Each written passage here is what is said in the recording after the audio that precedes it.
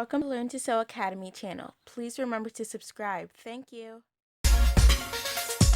Welcome to another video. I'm going to be showing you how to make a face mask at home. If you don't have sewing machine, if you don't have needles, if you don't know how to sew, you can do it in like 1 minute. So what I have here is just a scarf. If you have a scarf at home, or if you have a fabric at home, you can just fold your scarf. This is my scarf. It's just a long straight scarf. So I'm just folding it like so. And you can also add, if you want to do a filter inside of it, you can put this inside as you are folding it. This is a paper towel or a tissue, whatever you want to use. You can put it inside for a filter if you want to do that. But otherwise, just get your scarf or another piece of fabric, and I'm just going to fold it like this.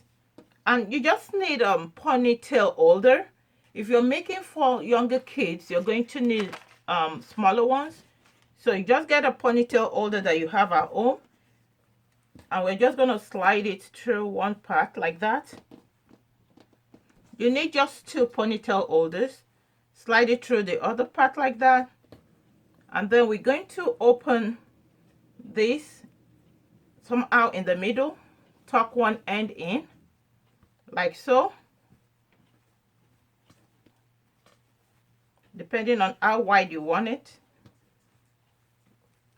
And there you have your face masks.